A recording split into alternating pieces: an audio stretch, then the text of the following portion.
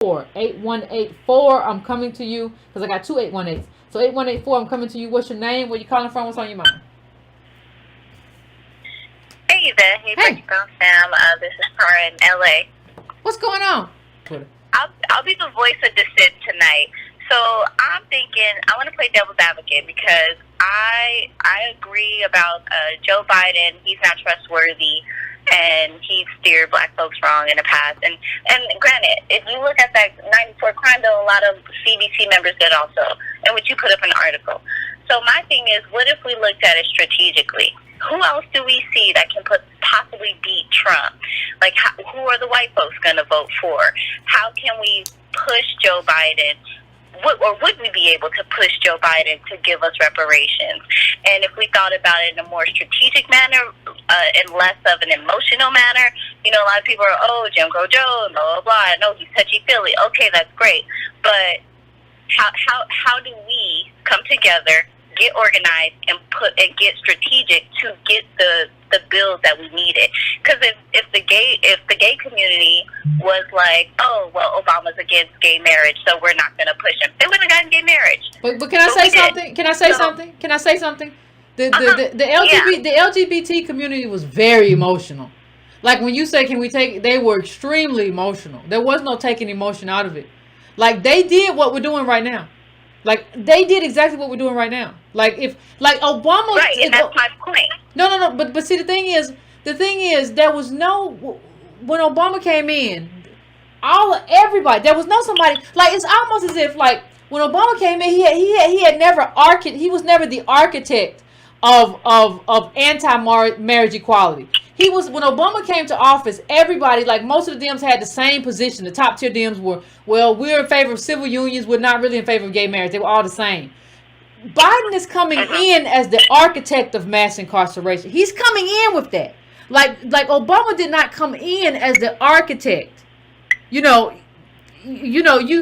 not come in as the architect of like anti-LGBT whatever. He came in as a guy who was saying that I'm more progressive than Hillary. So he came in as a guy that you thought you could convince to do what he did.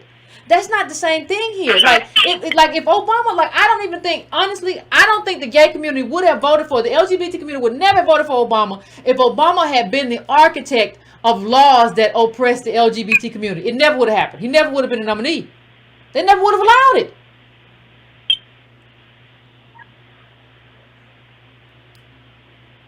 Okay, I get that part. I get that point. But my thing is there anyone else who's running as a Democrat who could potentially beat Trump and also has the political clout that Joe Biden has? I just really don't see anyone else doing it. Yes, reluctantly. Well, honestly, I don't think if I have to vote for Joe Biden, he's not my ideal candidate. My fear is that is Elizabeth Warren electable for the rest of America? Like I like her more than the other candidates. Of course, she's not perfect, but I'm looking at it as who can we push? Who has the political clout? Who can push our agenda? Honestly, what political clout? What political clout does Joe Biden have? Like, I don't see the political clout that he has. Like, when you say political clout, I'm talking about as far as his experience to be able to get a bill passed, right? Just like they gave Obama a hard time, he had to do a bunch of executive orders. I don't think Joe Biden is going to have that same issue. Why? The Senate will, unless the Senate flips, it's still Republican, right? So they're going to be faced with, understand one thing. Biden was Obama's VP, right? So to say that like he's not going to have the issues that Obama had as his VP, if he could have told Obama how to circumvent those issues, he would have. He didn't know how. He don't have no clout. It's no different. But you don't think they just straight up blocked him because he was black? Like no. Mitch McConnell. No. I think that no. He's a one-term president. If they did not want to work with him, I think they were playing hardball. See, the thing is, I think they were more antagonistic and nasty to Obama because he was black, right? They were nasty to him because he was black. But you got to understand that people like Bill Clinton decided to come all the way over and become Republicans. I don't think the world changes because we elected a white man Democrat who buddied up with segregationists.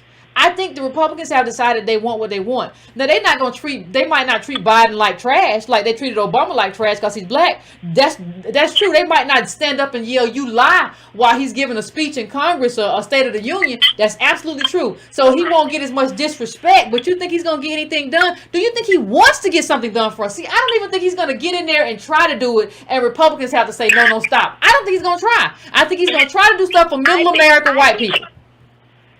I think he would if he wants to get reelected. Just like Killer Mike said, we have to get comfortable in knowing in the possibility we could possibly not get reparations this next term. But if we're strategic about it and are like, hey, you're gonna like if you get our vote this time around, I'm totally being devil's advocate. He's not my choice. But if you want to be president and we give him our vote, and if we vote as a bloc, and we push him to do reparations, and if he doesn't do it by his second term, he's absolutely not getting our vote. I'm just no, I don't know. That's what we is there anyone else who could possibly there's 20 people. There's like 20 people. So yeah, that's somebody else. Like let me tell you something. Let me just finish. I don't know. Let me just finish. Hold on. Just let me finish, please. I don't agree with this idea that Biden is the best man to even beat Trump. I have seen Biden on the debate stage where even though I'm not a fan of Kamala, I know that, and Kamala backtracked, which was the problem with everything she did. But during that moment during the debate, she cleaned his clock. If Kamala cleans your clock on the debate stage, what do you think you're going to do with Trump? Like I don't even give in to this idea that, well, Joe's the one, he can do it. Yeah, he can do it until you see him on the debate stage with Trump and he crumbles. Then he can't do it no more. Now what you gonna do?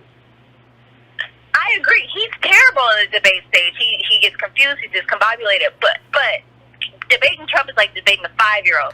I'm not saying that he can beat him just on strength and skill. I'm talking about for a comfortable vote for white Americans and for white men. That's what I'm talking about. But I'm tired of giving into that. I'm tired of giving into that. They're not going to vote for Elizabeth Warren. No, but we do that. Let me just say this. We do that all the time, Carla. And I'm going to let you go because I don't want to take too much time. But we do that all the time. We do this stuff all the time when we say, well, we got to give somebody who the white people can vote for or they're not going to get elected. Then the person who gets elected don't do nothing for us.